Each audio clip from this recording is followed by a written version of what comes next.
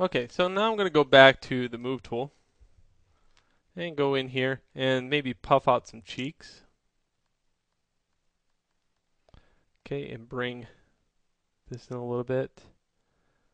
Grab this and grab the nose. I'm also going to take the forehead and bring that out some. Okay, and you can already see that it's forming, just the basic layout of some head.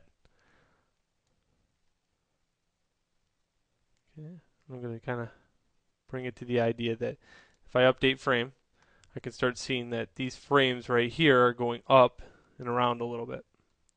It's not really important. It's what's going to happen is you're going to be able to judge where things are. Just kind of know where the cheeks are at, know where the brow ridge are, know where the eyes lay, the nose, and where the mouth should lie on the piece.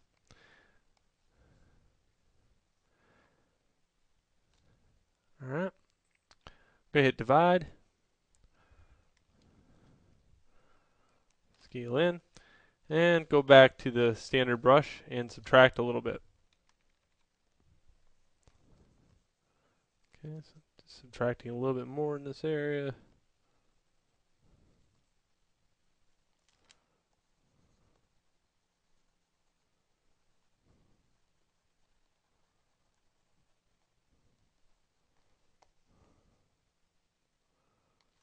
Okay, bring in a little dent right about there. And now I get to kind of show you a little bit different of a tool. What it is the standard brush with a stroke on Lazy Mouse. Lazy Mouse is pretty awesome. The fact that, if you have no steady hand, Lazy Mouse is amazing. If you have a steady hand, it's even more amazing. What I can do here is take subtract with a standard tool and kind of work out my form. Let's say in this region. I like cutting back more than I do adding because it lessens that bubbly effect that you get when you sculpt.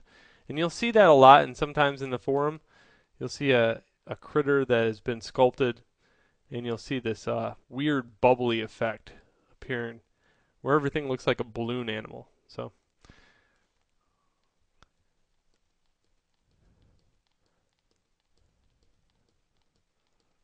I'm just kind of sculpting in these eyes, just adding more wrinkles in there.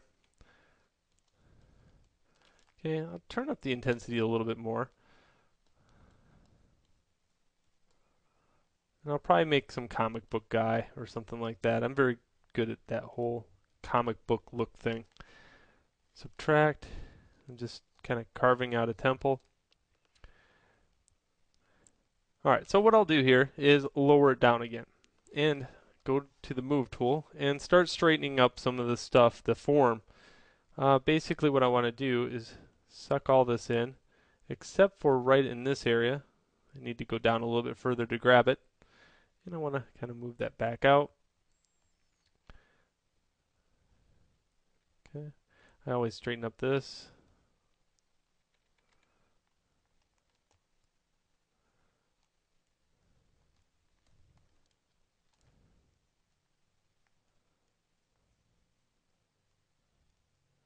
Okay, I'm just straightening up these lines at this level.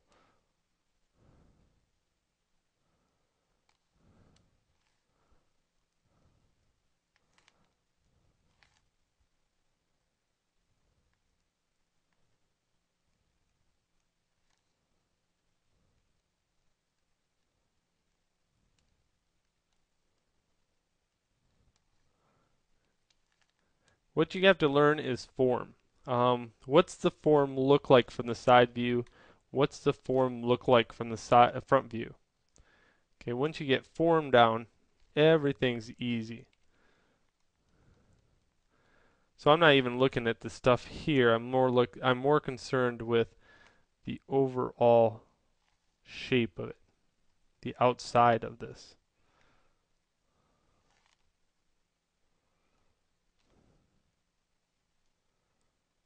Okay.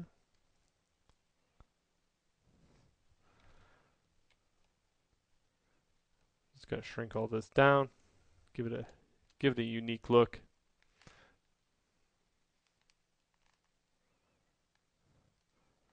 Okay, now I don't want to go too far into this. Basically, because I find that students get hung up on the overall details of things. So I want you to be very very open with this and come out with a head. Basically, you have a set of rules. Rule number one, and I gotta show you one more tool. Sorry. Here's the smooth tool. Okay, and what this allows you to do, make sure you turn the smooth tool down all the way. Now the smooth tool can be used with a conjunction with any other brush. So I can be in the standard brush. Now that I turn that down, let's say I go higher in levels, I can now go in here and say, let's say I mess up an area, like this is becoming a little awkward and weird. If I hold shift in the area, it will smooth it. Okay. And since it's on a very low intensity, you can get a lot more detail in there because you're just smoothing a very small amount.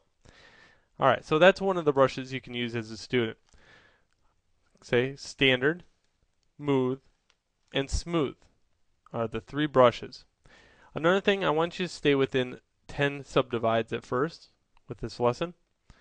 And with this layout, I want you to just have fun. I don't want you to get hung up on detail. This is not about making a perfect head. This is about making a head with the three tools on the Squircle. Alright, and in the next lesson, I'll show you a little bit more tools that is available.